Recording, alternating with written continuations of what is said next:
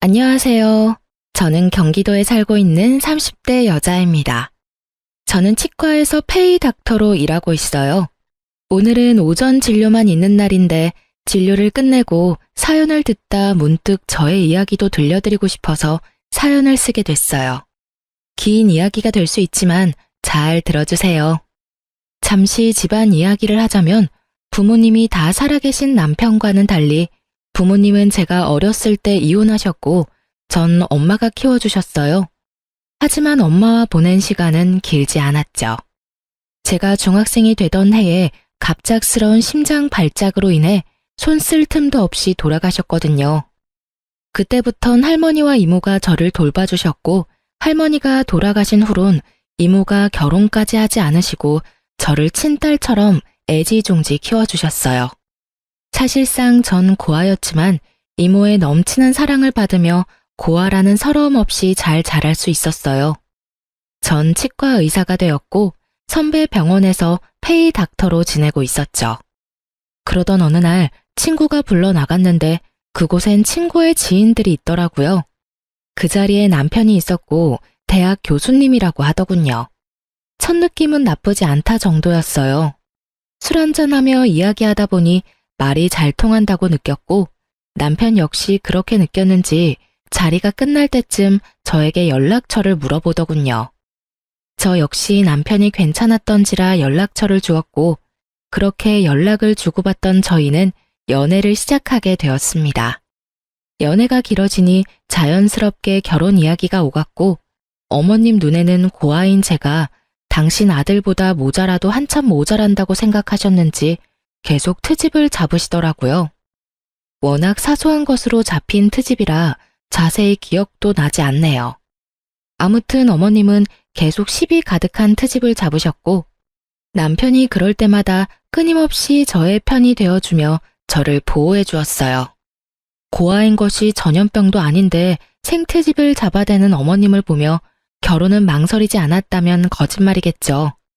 전 심각하게 결혼을 망설인 순간도 있었지만 적극적인 남편의 구애로 결국 결혼을 하게 되었어요.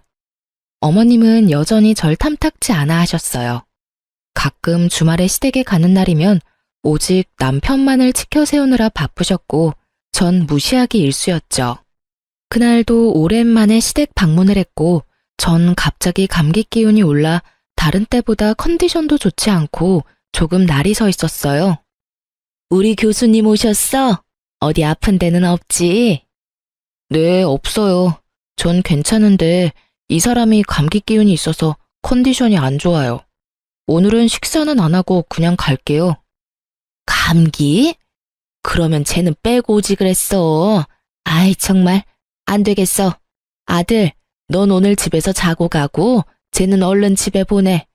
혹시라도 우리 아들 감기라도 옮으면 어떡해? 한 번은 그런 일이 있었어요. 결혼하고 얼마 지나지 않아 시댁에 가야 할 일이 있었는데 그때 전 몸이 좋지 않아 참석하지 못하고 남편만 보낸 적이 있었거든요. 병원에서 수액을 맞고 있는데 어머님이 전화와 노발대발을 하더라고요. 배운 것이 없어서 그렇다며 정상적인 어른이라면 해선 안 될 말까지 하시는데 그때 정말 싸울 기운이 없어 듣고만 있었더니 남편이 어머님께 화를 내는 소리와 함께 전화가 끊기더군요. 그 후 상황이야 듣지 않아도 뻔했고 이번엔 이런저런 소리 듣고 싶지 않아 꾸역꾸역 남편과 함께 왔더니 교수 아들 감기 걸릴까봐 방금 온 아픈 며느리는 집에 가라뇨. 참 기가 막히더라고요. 저도 잘 알고 있었습니다. 어머님이 저를 탐탁지 않아 하신다는 것을요. 하지만 이런 대우를 언제까지나 참고 있을 수만은 없었습니다. 갈 때 가더라도 한마디 하고 가려는 찰나 저보다 더 화가 난 듯한 남편이 언성을 높이며 어머님께 쏘아붙이더라고요. 어머니, 제발 좀 그만하세요. 이 사람이 왜 이 몸을 해서 여기까지 왔는지 몰라서 물으세요? 다 어머니 때문이잖아요. 어머님이 이 사람을 계속 꾸짖으시니까 이 사람도 무리해서 온 거라고요. 그런데 그런 사람한테 혼자 가라뇨? 최 교수, 엄마는 그런 게 아니라 정말 우리 교수님이 감기라도 옮을까봐 걱정되어서 그랬어. 엄마는 최 교수 걱정되어서 그런 건데 이게 이렇게 화낼 일이야? 그깟 감기 좀 걸리면 어때서요? 아, 됐어요. 저희 이만 가볼게요. 한동안은 집에 오는 일은 없을 것 같아요. 어머니 말씀대로라면 아버지나 어머니한테 감기라도 옮기면 큰일일 테니까요. 가자, 여보. 인사드린다고 괜히 입 열지 마. 그러다 어머니 감기라도 걸리시는 날엔 큰일 나니까. 안녕히 계세요라는 그 뻔한 인사도 하기 싫은 제 마음은 어떻게 알았는지 제 입을 막아주고선 제 손을 이끄는데 얼마나 든든했는지 몰라요. 집으로 돌아가는 차 안에서 제가 감동을 하여 젖은 눈빛으로 남편을 바라보니 이렇게 말하더군요. 내가 대신 사과할게. 미안해, 여보. 어머니가 원래 저런 사람은 아니었는데 왜 저러시나 모르겠어. 어머니 눈엔 내가 당신한테 한참 모자란다고 생각하시겠지. 당신에 대한 자부심이 대단하시잖아. 당신 같은 여자가 어디 있다고. 내가 미안해, 정말. 아니야, 나 진짜 괜찮아. 아니, 괜찮아졌어. 사실 나 어머님께 따져 묻고 다신 시댁엔 발길도 안 해야지 했었거든? 그런데 당신이 나서서 그렇게 해주니까 속이 확 풀리는 거 있지? 우리 남편 역시 든든해. 매번 내 편 해줘서 고마워. 당연한 거지. 당신 마음 100번 이해해. 그래서 하는 말인데 굳이 무리해서 우리 집에 갈 필요 없어. 나의 아들이니까 어쩔 수 없이 가끔은 가야 하겠지만 당신은 당신 마음 가는 대로 해. 이런 대접 받으면서까지 며느리 돌이 다 하라고 하고 싶은 마음은 없으니까. 알겠지? 이렇게까지 말해주는 남편을 보고 있자니 파혼하지 않고 결혼까지 하길 잘했다는 생각이 들더라고요. 지금 저의 눈에 비친 남편은 누군가의 아들이 아닌 완벽한 저의 편, 든든한 제 가족이었으니까요. 어쨌든 전 그날 이후 어머님의 연락은 일절하지 않았어요. 저를 탐탁지 않게 여기는 어머님께 갖은 아양을 떨며 잘 보일 생각이 전혀 없었기 때문이죠. 그저 최소한의 인간 도리만 하며 지냈어요. 그러던 어느 날 어머님이 연락도 없이 제가 근무하고 있는 병원으로 찾아오셨더군요. 제가 그리도 마음에 들지 않는다고 하시던 분이 또 의사 며느리는 자랑하시고 싶은 것인지 친구분들까지 대동하시고요. 어머님의 그런 행동이 참 이해가 되지 않더군요. 갑자기 밀고 들어온 것도 기가 차는데 그 뒤 이어지는 말과 태도는 더 어이가 없었어요. 어머님, 연락도 없이 무슨 일이세요? 치과에 왜 왔겠니? 여기 내 친구들인데 검진해야 한다고 해서 내가 데리고 왔다. 한번 살펴보고 치료해야 할 거 있으면 치료 좀 싹 해주렴. 떼인 돈 받으러 온 사람 마냥 다짜고짜 진료를 봐달라고 하는데 할 말이 없더라고요. 상황이 어찌되었든 일단 오셨으니 간단한 진료라도 봐주는 게 뭐 어떠냐 생각하는 분들도 계실 수 있겠지만 제가 근무하는 병원은 100% 예약제입니다. 이미 예약하신 분들도 기다리고 계셨고 수술 스케줄도 있어 중간에 끼워 넣을 수 있는 틈이 전혀 없는 상황이었어요. 아, 어머님, 저희 병원은 예약제라서요. 이미 예약하신 환자분들이 기다리고 계세요. 오래 기다리신 환자분도 계셔서 먼저 해드리는 건 곤란하고요. 일단 예약하신 환자분부터 진료 좀 할게요. 뭐? 그런 게 어디 있니? 가족이 왔으면 가족 먼저 해줘야지. 넌 그 정도 유도리도 없니? 난 절대 기다릴 생각 없으니 예약이고 뭐고 얼른 우리부터 해줘. 해달란 말이야. 그렇게 우기셔도 안 되는 건 안 돼요, 어머님. 일단 여기 실장님하고 상담하셔서 예약 먼저 해주세요. 우겨? 너 그게 무슨 말본새야? 이렇게 된 이상 난 무슨 일이 있어도 오늘 진료 보고 갈 테니 그런 줄 알아. 얼른 내 친구들 봐주지 못해? 나이도 지긋하신 분이 어린아이처럼 우겨대는데 말 그대로 미쳐버리겠더라고요. 무력으로라도 쫓아야 하나 남편에게 연락해야 하나 고민이 많아지는 순간 예상치 못한 도움을 받게 되었어요. 모든 상황을 지켜보던 예약 환자분들이 나서서 저의 편을 들어주기 시작하시더라고요. 정말 못 듣고 있겠네. 여기 기다리고 있는 사람들 안 보여요? 그러게요. 요즘 저런 시엄마가 어디 있어? 며느리 일하는 병원에 와서 이런 행패가 어디 있어? 난 다 모르겠으니까 순서나 꼭 지켜주세요. 다 아파서 오는 사람들인데 가족이고 나발이고 그런 게 어디 있어요? 그러니까요. 이게 무슨 민폐야? 의사 며느리 업고 다녀도 모자랄 판국에 일하는 직장까지 찾아와서, 나 같으면 당장 이혼하지. 저걸 어떻게 참아? 선생님, 그러지 말고 이혼하세요. 내가 좋은 남자 소개해 줄 테니까. 선생님 정도면 남자들 줄 선다고요. 이윽고 이혼이라는 말까지 나오니 시모의 얼굴이 홍당무가 되어버렸더군요. 상황이 이렇게 돌아가자 시모는 아무 말도 하지 못하고 친구분들이 나서 거듭 죄송하다고 하며 시모를 끌고 나가시더라고요. 그 후로도 환자분들이 제 편을 들어주시는데 민망하기도 하고 통쾌하기도 했어요. 그렇지 않아도 바쁜데 시모와의 실랑이로 시간이 더 지체되었던 터라 정신없이 쉬지도 못하고 진료 마치고 집으로 돌아가는 길. 시모한테 연락이 엄청 많이 와 있더라고요. 전화도 전화였지만 문자도 엄청나게 와 있더군요. 물론 내용은 떠올리고 싶지도 않은 내용이었고요. 전 대꾸할 가치도 없는 연락을 가뿐히 무시하곤 무거운 몸을 이끌고 집으로 향했어요. 오늘 참 고단한 하루였다고 생각했는데 저의 고단한 하루는 이제 시작이었더라고요. 현관문 앞에 도끼로 가득한 시모가 절 기다리고 계셨으니까요. 넌 왜 이제 오는 거야? 전화는 왜 안 받아? 아니, 도대체 최 교수한테 뭐라고 했길래 비밀번호를 못 알려준다고 그러는 거니? 네가 뭔데 내가 이런 수모를 겪어야 해? 이게 무슨 망신이냐고. 이렇게 쏟아내던 시모는 제가 가까이 다가가자 다짜고짜 뺨을 날렸죠. 정신이 멍해지고 그 어떤 말도 생각나지 않더군요.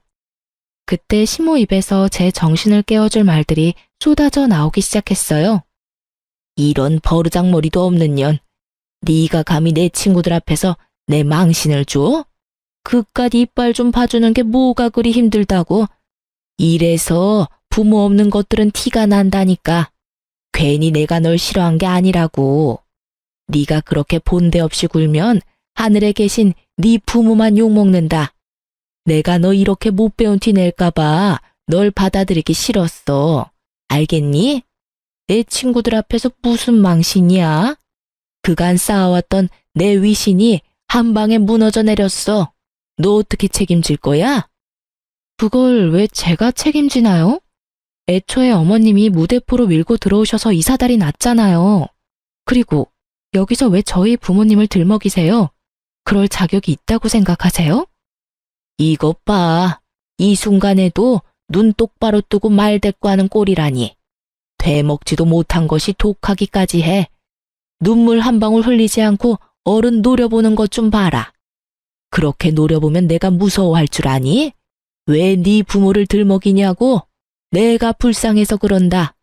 이런 것도 자식이라고 낳고 기뻐했을 네 부모가 불쌍해서 그래. 이 말 같지도 않은 폭언들을 듣고 있는데 정말 어른만 아니면 욕을 하며 딱이라도 때려버리고 싶더군요.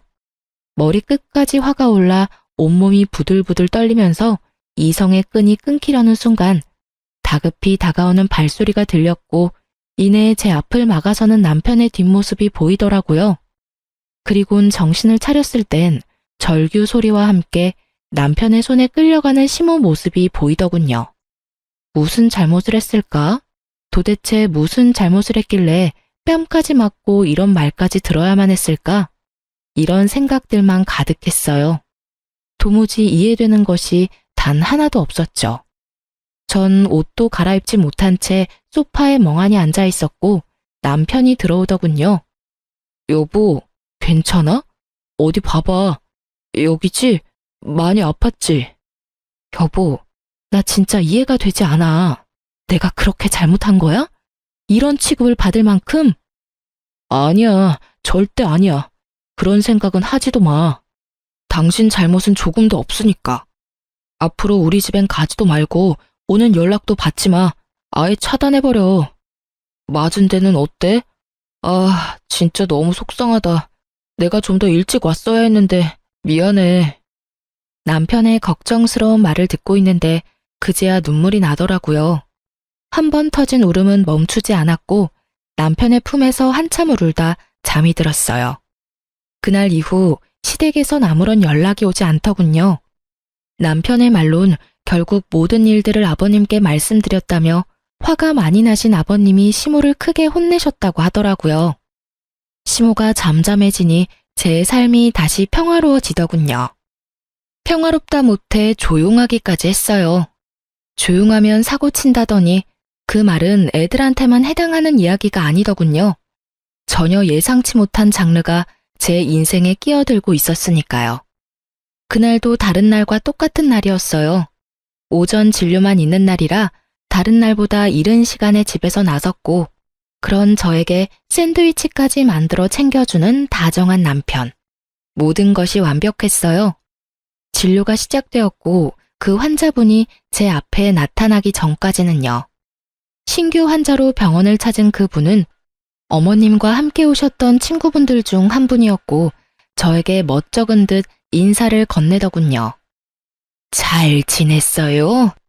내가 요즘 이빨이 아파서 여기저기 찾아봤는데 선생님이 친절하고 꼼꼼하다고 하길래 염치불고하고 찾아왔어요. 그땐 정말 미안했어요. 우린 당연히 연락뿐 아니라 예약까지 다 했다고 생각하고 따라왔었어요. 그냥 무작정 데려가는 줄 알았으면 절대 따라가는 일은 없었을 텐데. 그때 함께 온 친구들이 다 미안해하고 있어요. 아니에요. 일부러 그러신 것도 아니신데요, 뭐. 찾아주셔서 제가 감사해요. 친구분 이야기를 들어보니 그날 이후 조금씩 어머님과 멀어지다 어머님의 이중적이고 이기적인 모습들에 질려 지금은 따로 연락하지 않고 지낸다 하더라고요. 그럴 만도 하다고 생각하며 진료를 시작하려는 순간 저의 인생을 뒤흔들 믿을 수 없는 말을 하시기 시작하시더군요. 이혼했다면서요? 그런 집안이랑 잘 끝냈어요. 그런 어미 밑에서 자식이 뭘 배웠겠어요? 위자료는 많이 받았어요? 이혼이라니, 위자료라니. 남편이 직접 만들어준 샌드위치가 아직 제 가방 안에 있는데 도무지 이해되지 않는 말들 뿐이더군요. 네? 그게 무슨 말씀이세요? 이혼이라뇨. 저 이혼 안 했어요. 어머님하고는 그날 이후에 연락도 안 하고 지내긴 하지만 남편하고는 사이 좋아요. 잘못 알고 계신 거 아니세요? 제 말을 듣던 친구분은 저보다 더 놀란 얼굴을 하며 말하더라고요. 네? 아닌데. 정말 이혼한 거 아니에요? 네. 오늘 아침에도 출근할 때 남편이 샌드위치도 챙겨준걸요. 그럴 리가 없는데. 아니, 사이가 이렇게 되기 전에 그 집에 놀러 간 적이 있는데 엄청 젊은 여자를 예비 며느리라며 소개해 줬었어요. 그러면서 하는 말이 선생님이랑은 곧 이혼하고 바로 그 여자랑 결혼시킬 거라면서 돈 많은 집안이랑 사돈하게 됐다고 엄청나게 자랑했는데. 예비 며느리요? 에이, 그럴 리가요. 저희 남편 외동아들인데 저랑 사이도 좋고 이혼 이야기도 오간 적 없어요. 오해하신 거 아니세요? 그런 걸 어떻게 오해해요. 그날 나가서 밥도 같이 먹었는데 아들이 와서 밥값까지 계산해 줬다니까. 확실해요. 어머, 이게 무슨 일이래요? 누구보다 다정하고 나만을 위해주는 남편인데 도무지 믿을 수가 없었어요. 하지만 친구분 역시 거짓말을 하는 것 같지 않았기에 더욱 혼란스럽더라고요. 어떻게 진료를 마친 것인지 모르겠더군요. 정신을 차려보니 진료는 끝나 있었고 전 남편의 학교를 향했어요. 어떤 말부터 시작해야 할지는 모르겠지만 어찌되었든 남편을 직접 봐야 할 것만 같았어요. 혹여나 남편에게 피해가 될까 싶어 한 번도 찾아가 본 적이 없는 남편의 직장. 남편의 방 앞에 서니 갑자기 긴장이 되더군요. 심호흡을 몇 번 하고 남편의 방으로 들어갔고 그곳엔 저를 보고 놀란 남편과 조교분이 있더라고요. 여보, 웬일이야? 학교는 한 번도 오지 않더니. 그냥 오늘 오전 진료했잖아. 갑자기 너무 보고 싶어서 잠시 들렸어. 방해한 건 아니지? 아니지. 언제든 환영입니다. 아참, 인사해. 나 잘 도와주는 우리 조교. 아주 능력이 좋아. 아, 안녕하세요. 처음 인사드리네요. 저희 남편 잘 부탁드려요. 네, 안녕하세요. 조교분과 인사를 나눈 후 전 남편의 눈치를 살폈어요. 분명 평소와 같은 다정한 남편인데 그런 말을 들어서인지 왜인지 모르게 더 안절부절 못하는 것처럼 보였고 더욱 제 눈치를 살피는 것처럼 보이더군요.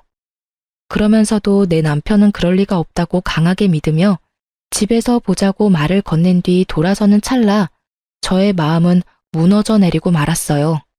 조교의 손에 낀 반지 때문이었어요. 그 반지는 분명 제가 아는 반지였어요. 얼마 전 남편의 서재를 청소하다 발견했던 디자인이 특이한 반지. 디자인이 워낙 평범하지 않아 정확히 기억하고 있었어요. 곧 다가올 두 번째 결혼 기념일을 대비해 남편이 특별히 절 위해 준비한 깜짝 선물이라고 생각했었기에 더욱 잊을 수가 없었죠. 전 최대한 태연한 척하며 그곳에서 나와 집으로 돌아왔어요. 반지를 보고도 이때까진 모든 것을 부정했던 것 같아요. 그럴 리가 없다고, 내 남편이 그럴 리가 없다고 끊임없이 되뇌고 있었죠. 그러던 와중에 번뜩 서재에 있는 남편의 노트북이 스쳐 지나갔고 저의 예상대로 잠금도 걸려있지 않을 뿐더러 카톡까지 자동으로 로그인이 되어 있더군요. 평소 제가 워낙 이런 것에 관심도 없었고 제가 남편을 얼마나 신뢰하고 있는지에 대해 누구보다 남편이 더욱 잘 알고 있으니 남편도 방심했던 거죠. 저는 아주 천천히 단 하나도 놓치지 않고 대화들을 살펴보았고 학교에서 보았던 조교와의 대화를 발견했어요. 대화의 내용은 외도를 증명하기에 부족함이 없는 더러운 내용들이 가득했고 친구분의 말씀대로 이미 시댁을 오가며 결혼한 사이처럼 지내고 있더군요. 25살, 상간녀의 나이였어요. 보기에도 젊어 보인다고 했는데 정말 어리더군요. 모든 내용이 경악 그 자체였지만 가장 저를 화나게 했던 건 이모에 대한 멸시였어요.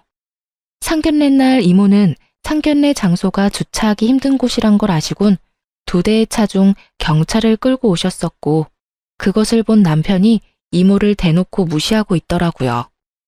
상견례 때 옷은 그런 대로 차려입었길래 그래도 돈은 좀 있는 집안인가 했더니 상견례 끝나고 보니까 경차 타고 가더라니까.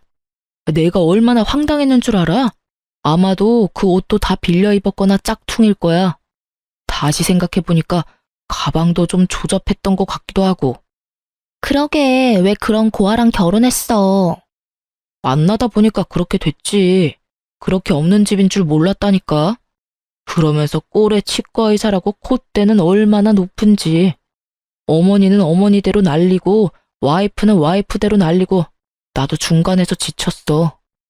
손이 떨리더군요. 저렇게 생각하는지는 꿈에도 몰랐으니까요. 평소 이모한테 저보다 더 자주 연락하고 잘하던 사람이 바로 남편이었어요. 그렇기에 제가 받은 충격은 더욱 컸죠. 정말 상상도 못한 일이었어요. 남편은 외박은커녕 늦는 법이 없었고 주말 역시 온종일 저와 시간을 보냈었으니까요. 상대가 학교에서 늘 함께하는 조교라는 사실을 몰랐다면 아마 전 끝까지 아니라고 남편을 믿어줬겠죠. 전 떨리는 손을 겨우 진정시키고선 대화 목록들을 다 살펴보았고 경악스러운 것은 여기서 끝이 아니더군요. 어머님과 나눈 대화도 남아있었는데 그곳엔 저에게 앞으로 절대 연락도 하지 말고 오늘 한 이야기는 절대 아버님에겐 티내지 말고 기다리라고 하더군요. 만나는 여자애는 조만간 보여주겠다고요. 날짜를 보니 어머님이 제 뺨을 날린 날이었는데 내용을 보아하니 그날 집으로 모셔다 드리며 외도 사실을 알린 것 같더군요. 충격에 빠진 제 머리와는 달리 손은 부지런히 대화 내용을 저장하고 있었고 전 증거를 더 모으며 때를 기다리기로 했어요. 그러면서 이모에게 모든 사실을 알렸죠. 이모, 내 남편 아니, 이 빌어먹을 놈이 바람 피우고 있어. 그것도 25살 조교랑. 자세한 이야기는 만나서 이야기해 줄 테니까 우선 내가 뭘 해야 하는지부터 말해줘. 뭐? 그게 사실이야? 이 새끼를 진짜. 너 모은 증거 이모한테 다 보내고 사소한 거라도 다 모아놔. 내가 그놈 가만두지 않을 테니까. 이모는 이모대로, 전 저대로 이혼을 준비하기 시작했어요. 전 아무렇지 않은 척 남편을 대했지만 생각보다 그건 참 힘든 일이더라고요. 특히 한 침대를 쓰는 것만큼은 도저히 할 수가 없어 가짜 기침을 해대며 감기를 핑계로 각방을 쓰자고 했어요. 여보, 나 아무래도 간호사한테 감기가 옮았나 봐. 컨디션도 심상치 않은 게 독감으로 이어질 것 같은데 한동안은 우리 각방 쓰자. 혹시나 당신까지 아프면 큰일 나. 아무리 그래도 각방은 좀 그렇지 않을까? 가족이라곤 우리 둘뿐인데 둘 중 한 사람이라도 멀쩡해야 병간호를 하지. 그렇긴 하지. 알겠어. 그럼 내가 서재 가서 잘 테니까 당신이 방에서 편하게 자. 저의 권유에 남편은 흔쾌히 알겠다고 하며 서재로 가더군요. 그렇게 전 혼자 방을 쓰며 이것저것 이혼을 준비했어요. 일단 병원을 쉬기로 했어요.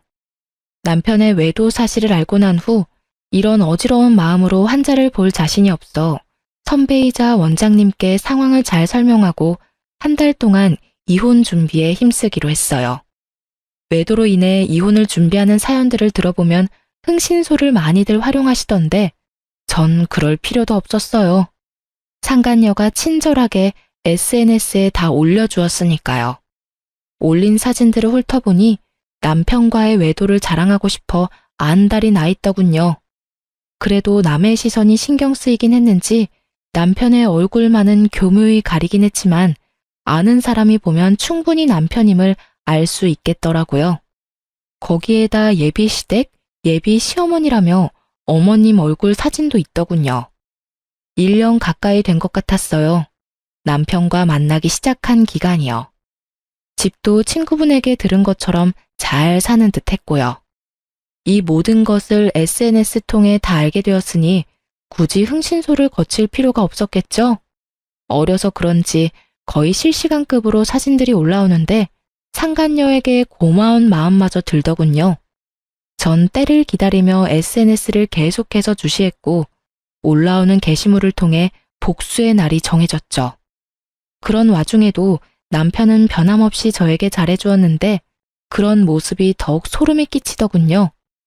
정확히 일주일 뒤 결전의 날이 왔고 이모와 저는 그 인간들이 모인 장소를 향했어요. 그곳은 다름 아닌 남편과 상간녀의 상견례 장소였는데 여전히 친절한 상간녀가 자신의 SNS 계정에 고급 한정식 식당의 사진과 함께 상견례 정확한 날짜와 시간까지 언급해 너무나 쉽게 알 수 있었죠. 거의 결혼식 못지않게 자랑질을 해대는데 이 정도면 병 아닌가 싶더라고요.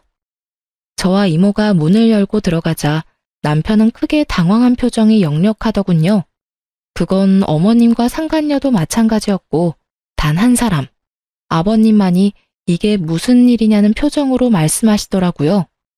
이게 무슨 상황인 거야? 이혼한 네가 여기 무슨 일이야? 보아하니 아버님은 제가 이미 남편과 이혼을 했다고 알고 계신 것 같더라고요. 그래서 친히 모든 상황을 알려드렸죠. 아버님, 저 이혼 안 했어요. 아니, 얼마 전까진 제가 이혼할 거란 생각도 못 했는걸요? 저도 얼마나 놀랐는지 몰라요. 당사자도 모르는 이혼이 진행되고 있었다니까요. 사실 아버님의 잘난 교수 아드님이 저 몰래 바람까지 피우고 있더라고요.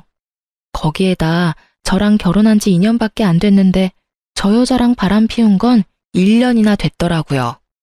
제가 저딴 놈을 믿고 결혼 하나는 잘했다고 생각하고 살았으니 제 발등 제가 찍었죠 뭐. 이것까지도 충분히 기가 차는데 이혼도 안 한 남편이 다른 여자랑 이런 상견례 자리까지 만들었으니 제가 안 찾아오고는 못 베기겠더라고요. 그래서 이 모든 상황을 뒤집어 엎으려고 오게 됐어요. 제가 딱 이렇게 말하니 시모가 자리에서 벌떡 일어나 노발대발하시며 상황을 무마시켜 보려 노력하더군요. 너 그 입 다물지 못해? 여기가 어딘 줄 알고 찾아와서는 헛소리야. 여보, 저 물건 말 믿지 말아요. 아니, 듣지도 말라고요. 사돈, 들을 필요도 없는 말입니다. 저 물건 부모님도 일찍 돌아가셔서 배운 것 없이 자란 물건이라 결혼 생활할 때도 거짓말을 입에 달고 살던 애였다고요. 시모의 이런 노력도 소용이 없었어요. 다들 시모보단 제 입에 집중하고 있었으니까요. 전 시모의 말을 모조리 무시한 채 말을 이어나갔어요. 보시다시피 어머님은 이미 다 알고 계셨어요. 그뿐인가요? 저 불륜녀가 새 며느리 되는 걸 쌍수 들고 반기셨다고요. 아버님 몰래 어머님이 저 상간녀를 집에 불러선 곧 결혼할 예비 며느리라며 친구들한테 소개도 다 마친 상황이었어요. 이혼도 안 했는데 저는 이미 이혼녀 만드셨던데요. 일단 상견례부터 잘 마무리하고 나서 무슨 수를 써서라도 이혼하면 될 거라고 생각한 것 같은데 아버님 참 대단하지 않나요? 그런 말도 안 되는 계획으로 이런 대범한 짓을 벌인 거 말이에요.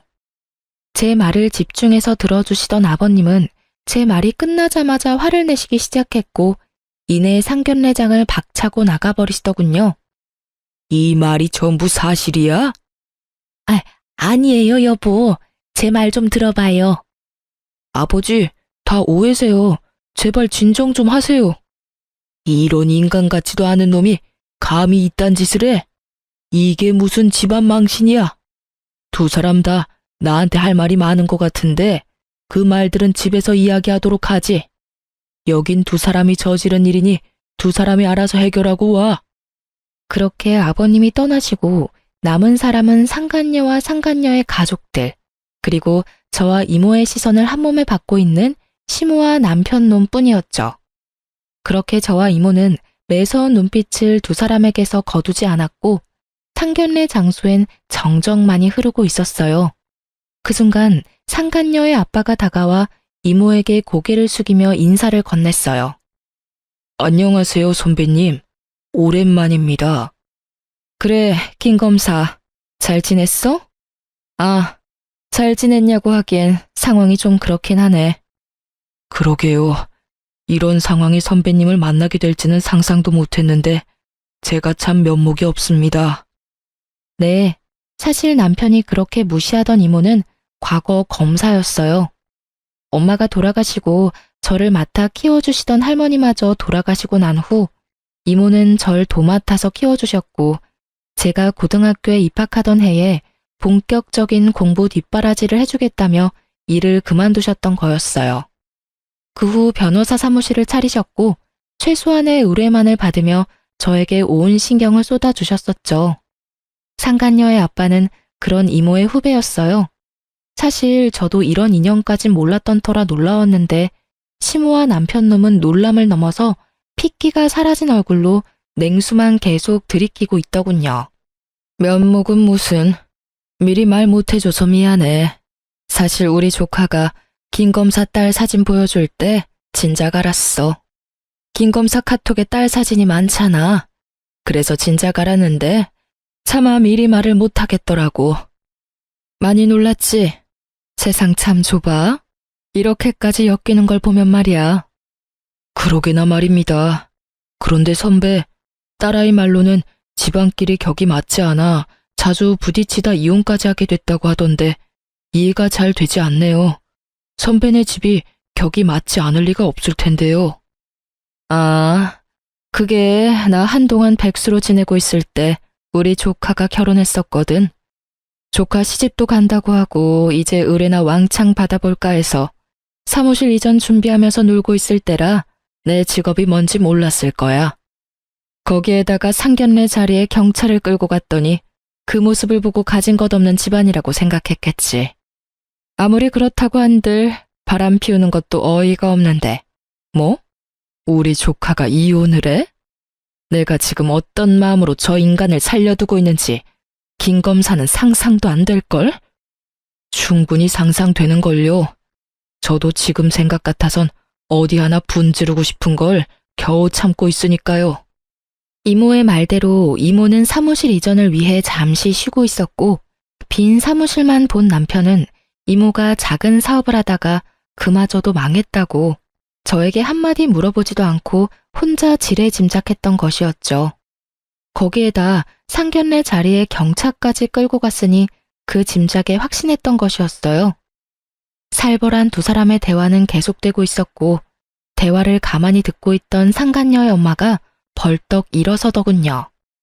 풍기는 포스가 성격이 보통 아니겠다고 생각했는데 역시나 상간녀의 엄마는 상간녀의 머리채를 휘어잡더니 내가 널 이렇게 키웠냐고 소리를 지르며 질질 끌고 가더라고요.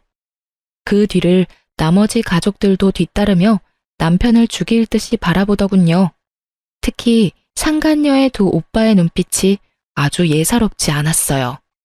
저를 배신해가면서까지 그렇게 사랑한다던 여자가 끌려가는데도 남편은 찍소리 못하고 벌벌 떨고만 있더군요. 그저 사색이 된 얼굴로 저와 이모의 눈치를 살필 뿐이었어요. 참 한심하더라고요. 적어도 자기가 진심으로 사랑한다던 여자쯤은 지켜낼 줄 알았더니 그런 의지조차 없어 보였으니까요. 시모꼴도 한심하긴 매 한 가지였어요. 텅 빈 눈동자로 망연자실이라도 한 듯 바닥에 주저앉아 혼이 나가 있었으니까요. 상간녀를 비롯해 상간녀의 가족들이 모두 사라지고 나서야 정신을 차린 남편놈이 갑자기 무릎을 꿇고 빌기 시작하더라고요. 여보, 내가 정말 잘못했어. 내가 당신을 얼마나 사랑하는지는 누구보다 당신이 더 잘 알잖아. 그래, 사랑했지. 아니, 사랑한다고 알고 있었지. 한때는 당신이 내 편이라고, 내 가족이라고 믿어 의심치 않았었지. 왜 그런 식으로 말을 해? 왜 과거형으로 말하냐고. 난 지금도 그래. 난 여전히 당신 편이고 당신 가족이야. 정말이야. 나 믿지? 지금 이 상황 다 설명할 수 있어. 그러니까 날 믿고 일단 집에 같이 가자. 내가 집에 가서 다 설명할게. 응? 굳이 설명할 필요 없어. 당신이 어떤 생각을 가지고 있는지는 이미 당신이랑 그 여자랑 나눈 대화에서 다 봤으니까. 그걸 어떻게... 설마 내 카톡 다 본 거야? 이제야 그걸 알았어? 생각보다 당신 머리가 좋진 않구나. 당신을 단 한 번도 의심하지 않은 나도 나지만 당신도 어떤 면에선 참 대범하다니까. 바람 피우는 사람이 어떻게 그 빼도 박도 못하는 증거를 집에 버젓이 둘 수가 있어? 뭐, 그 덕분에 난 쉽게 여기까지 올 수 있게 됐지만 어찌되었든 당신 진심 따위 잘 알았고 당신은 내 편, 내 가족 다 해. 난 이제 당신 가족 같은 거 하지 않을 생각이니까. 우리 이혼하자. 여기 이혼 서류. 도장 예쁘게 찍어서 법원에서 봐. 그렇게 전 이혼 서류를 건네고 이모와 그 자리를 벗어났고 이모가 타고 온 외제차에 올라타 버렸어요. 사실 이모가 소유하고 있는 외제차는 길 가면 누구나 쳐다볼 법한 2억이 넘는 고급 외제차였어요. 하지만 운전하기가 불편하기도 하고 주변 사람들이 쳐다보는 게 신경 쓰인다는 이유로 매일 2천만 원짜리 경차를 타고 다니셨어요. 값이 10배나 차이 나는 외제차를 이모가 턱하니 여는 모습에 남편놈 눈알이 튀어나오려고 하더군요. 어찌나 볼만하던지. 뒤늦게 시모와 남편놈이 쫓아와 급하게 창문을 두드리기 시작하더군요. 당신, 이 차는 뭐야? 이렇게 좋은 차가 아니었잖아.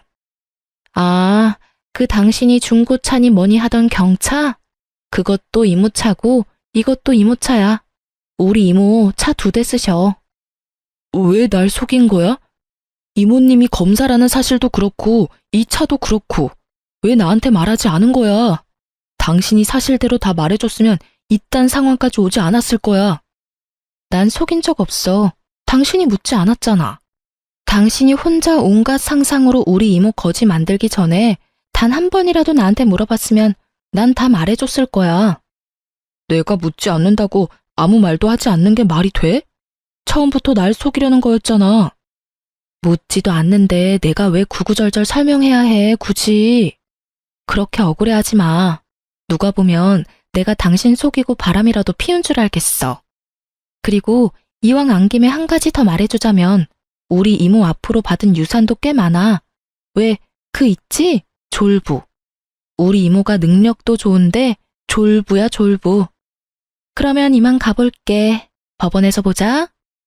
이모의 후배이자 상간녀의 아빠가 딸을 통해 전해 들은 가짜 이혼 사유에 대해 믿지 못하는 이유는 따로 있었죠. 저의 외가는 대대로 부유했고 할머니가 돌아가시며 하나 남은 자식이었던 이모에게 재산을 다 남기고 떠나셨으니 집안 격이 맞지 않다는 사유는 애초에 상간녀의 아빠가 듣기엔 말이 되지 않을 수밖에요. 이런 사실을 전혀 몰랐던 남편은 저보다 훨씬 어리고 검사 집안의 막내딸 상간녀에게 홀라당 넘어갔던 것이었죠. 마지막 말까지 전했겠다. 이모는 후련한 마음으로 차를 출발시켰고 사이드 미러를 통해 본 두 사람의 모습은 정말 통쾌 그 자체였어요. 시모는 그 자리에 주저앉아 울고 있었고 그놈은 허탈한 듯 실소를 터뜨리고 있더군요. 그렇게 남편과 법원에서 만나 이혼 서류를 제출했습니다. 구질구질하게 끝까지 매달릴 줄 알았던 전 남편은 자신이 생각해도 전혀 가능성이 없다고 느낀 것인지 생각보다 더 순순히 이혼을 해주더군요. 물론 제가 원하는 조건도 다 들어주었고요. 원하는 조건이라고 해봤자 빠른 이혼과 위자료뿐이긴 했지만요. 그리고 가장 큰 고민이었던 상간녀 소송은 진행하게 되었어요. 사실 이모 지인의 딸이라 어떻게 해야 할까 고민을 했는데 상간녀의 엄마에게 연락이 오더라고요. 다름이 아니라 상간녀 소송 고민하고 있다는 말을 애 아빠한테 전해 들어서요. 네, 아무래도 이모랑 아신다고 하니 제가 소송까지 하기가 좀 그래서요. 굳이 제가 소송까지 하지 않아도 충분히 부모님께서 벌을 주실 것 같기도 했고요. 그러지 말고 진행하세요. 네? 상간녀 소송하셔도 됩니다. 애 아빠와 전 죄를 지었으면 벌 받아야 한다고 생각해요. 제 딸이지만 그쪽한테 씻을 수 없는 죄 지은 게 분명하고 제 딸이라고 해서 아빠의 인맥을 이용해 그 벌을 피하게 할 생각 전혀 없습니다. 그러니 상간녀 소송 진행할 생각이었다면 그냥 진행해달라고 부탁드리려고 전화했습니다. 그렇게 전 상간녀 소송도 진행했고 당연히 승소했습니다. 그 뒤로 두 연놈은 어떻게 됐냐고요? 일단 상간녀의 소식은 이모에게 전해 들었는데 상간녀는 집과 인연을 끊고서라도 전 남편과 결혼하겠다고 고집을 피웠다고 하더라고요. 아무리 고집을 피워대도 부모님들이 설득되지 않자 결국 짐을 싸서 전시댁으로 가버렸고 그런 상간녀를 전시댁에서도 받아주지 않았다고 하더라고요. 그랬겠죠. 집을 버리고 온 상간녀는 더는 매력적인 며느리감이 아니었을 테니까요. 그저 가진 것 없는 어린 여자일 뿐이었을 테죠. 그렇게 버림을 받고 집으로 돌아온 상간녀는 그제야 큰 후회와 반성을 하고 있다고 하더군요. 그 반성이 진심인지는 저는 알 수 없지만요. 그리고 전 남편 역시 난리가 났다고 들었어요. 그 눈빛이 예사롭지 않던 두 오빠는 동생이 큰 잘못을 저지르긴 했으나 동생이 그렇게 사랑한다고 하니 참고 있었는데 가족과 영까지 끊어가며 사랑 찾아 떠난 동생이 결국 시댁에 버림받고 돌아왔으니 두 오빠는 더 이상 참을 이유가 없었죠. 학교로 찾아가 난동을 피웠다고 하더군요. 그 덕분에 조교와의 외도 사실이 학교에 소문이 쫙 나버렸고 전 남편은 볼 것도 없이 보직해임이 확정된 상태라고 하더군요. 다른 것도 아니고 조교와의 불륜 스캔들이니 그 소문을 잠재울 순 없을 테니까요. 전 치과에 다시 출근했고 이혼 의사 확인서도 제출했네요. 비로소 그 끔찍한 인간과 호적도 따로 쓰게 되었어요. 전 이혼하기 전과 다름없이 잘 지내고 있어요. 며칠 전 저의 은인과도 같은 친구분이 치료를 마무리하시기 위해 오셨는데 이번엔 통쾌한 소식을 가지고 오셨더라고요. 전 시모도 이혼당하게 생겼다며 저보다 더 신나서 말씀하시더군요. 글쎄, 미순이도 이혼당하게 생겼잖아요. 그 자랑자랑하던 교수 아들이 그 대단한 교수직에서 잘렸잖아요. 그때도 난리였다지. 왜 그런 소문은 얼마나 빠르게 퍼져. 그년 오빠들이 학교로 찾아와서 아주 죽기 직전까지 패놨다고 하던데. 그 꼴을 본 미순이 남편이 꾸역꾸역 참고 있던 화가 폭발해서 둘 다 내쫓아버렸대요. 그 동네 사는 다른 친구가 말하기론 신발도 제대로 못 신고 쫓겨나서 울고불고 빌고 난리였다는데 내가 그 꼴을 직접 못 봐서 얼마나 원통하던지. 그나마 미순이 옹호하던 친구들도 상황이 이렇게 되니까 혹시나 자기한테 빌붙을까봐 다들 연 끊고 지낸다고 하더라고요. 그러게 귀한 남의 자식한테 그딴 짓 하는 게 아니지. 벌 제대로 받았어요, 아주. 이야기를 듣고 있는데 그야말로 완벽한 결말이라고 생각했네요. 전 친구분께 끝까지 감사하다며 제 진심을 전했어요. 이분이 아니었다면 전 감쪽같이 남편의 소름 끼치는 연기에 속아 이혼당하는 그 순간까지 손 한 번 쓰지도 못하고 꼼짝없이 당했을 테니까요. 그것뿐인가요? 그 연놈이 행복하게 살아가는 꼴을 지켜만 보고 있었을 생각만 해도 오장육부가 뒤틀리는 기분이네요. 어쨌든 전 진심을 전하며 또 치료할 일이 있으시다면 꼭 연락 달라고 했어요. 물론 비용은 받지 않았어요. 제 사비라도 들여 치료를 해드릴 생각이었는데 모든 사실을 알고 있는 원장님이 왜 제 돈을 쓰냐며 그분은 앞으로 평생 진료 공짜라고 해주시더군요. 남편 하나 잘못 골라서 그렇지 제 주변엔 저를 사랑하고 아끼는 사람이 많았구나 하고 깨달았네요. 요즘 전 이모의 옆집으로 이사해서 거의 함께 살다시피 하고 있어요. 끼니도 함께 해결하고 이모가 제 집으로 와서 잠도 자주 자고 가고요. 그럴 바엔 같이 살지 왜 하필 옆집인지 궁금해하시는 분들이 계실 텐데요. 그 이유는 바로 이모가 드디어 연애라는 걸 하시기 때문입니다. 왜 이렇게까지 기뻐하냐고요? 이모의 연애 몇 번 본 적은 있어요. 저를 키워주신 세월이 얼만데 그간 연애를 한 번도 하지 않았다고 하면 거짓말이죠. 연애를 하긴 하셨는데 지금처럼 진지하고 느낌이 좋은 이모의 연애는 처음 본지라 요즘 제가 더 설레고 있답니다. 기대하는 바가 아주 커요. 2024년 올해 저의 계획이자 바람은 이모 뒷바라지를 부지런히 해 시집 보내는 것이에요. 이때껏 이모가 저에게 아낌없이 모든 사랑을 베풀어 주셨듯이 저 역시 이모의 뒷바라지를 하며 아낌없이 효도하려고요. 물론 제 인생도 중요하니 열심히 즐기며 살 겁니다. 이렇게 연애 기간보다도 결혼 생활이 더 짧았던 제 이야기도 끝이 났습니다. 어떠셨을지 모르겠네요.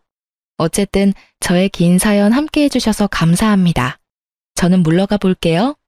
오늘도 좋은 하루 되세요.